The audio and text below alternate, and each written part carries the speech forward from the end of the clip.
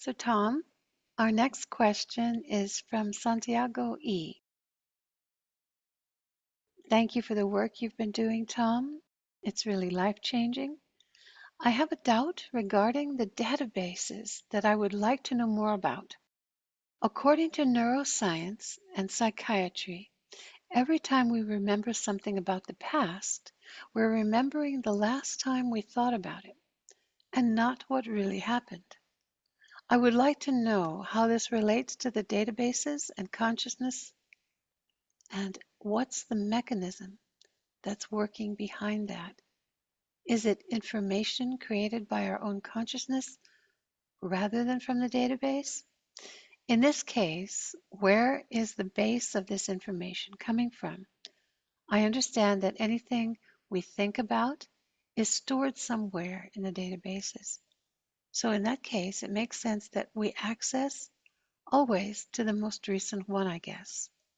I hope what I've written is clear enough.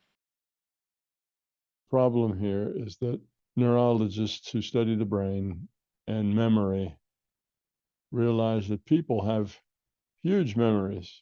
There are lots of things that they remember from when they were very small children, all the way to being very old adults.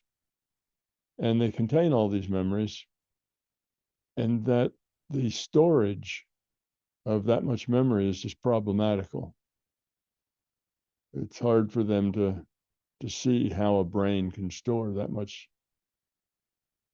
They don't see the same kind of structure in a brain that they see on a computer chip. They don't see that kind of order. It looks a lot messier and at a kind of a higher level than that. So they're not sure how the brain can store all that it has to store. And also the retrieval is a problematic process. Doesn't always work. You can have things in your mind that oh, I know that person's name.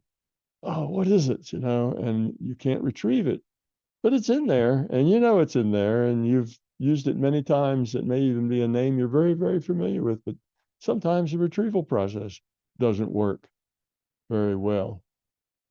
And I think one of their solutions to how does the brain do this is that, well, it doesn't have to remember very much. It just remembers the last time it thought about it. See, now all the information is moved forward. You don't have to have a repository where things are.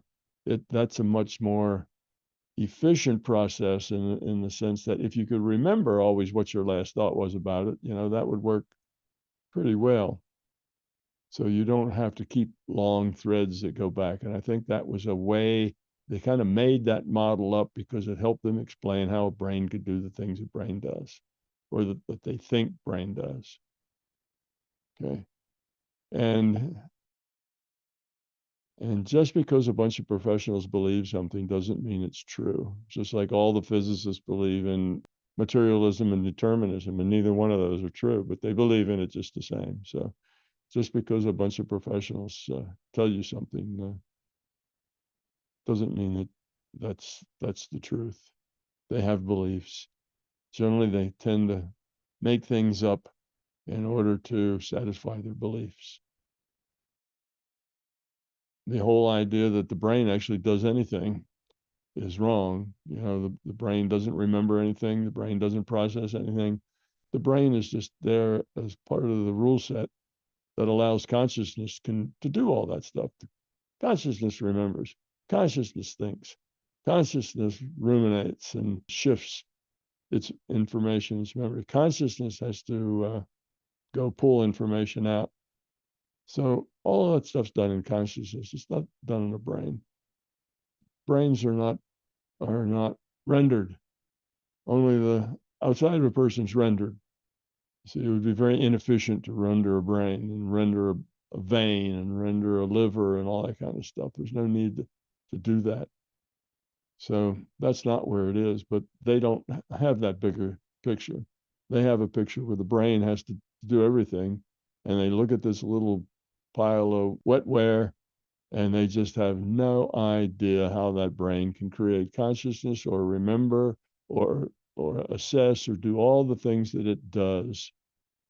It just seems almost magical.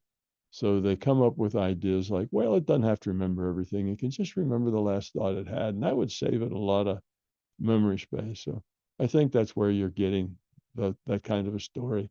That's not projected. It shouldn't be projected as truth. I think it's just a model that they have made, a kind of a brain model, a memory model that they have made that helps them maintain their beliefs. Physicists do the same thing all the time. They make up stuff that helps them maintain their beliefs. It's just the nature of people to do that. Thank you for answering that. Thank you for your question, Santiago. I'm Tom Campbell. I'm glad you're here. I hope you're enjoying the content.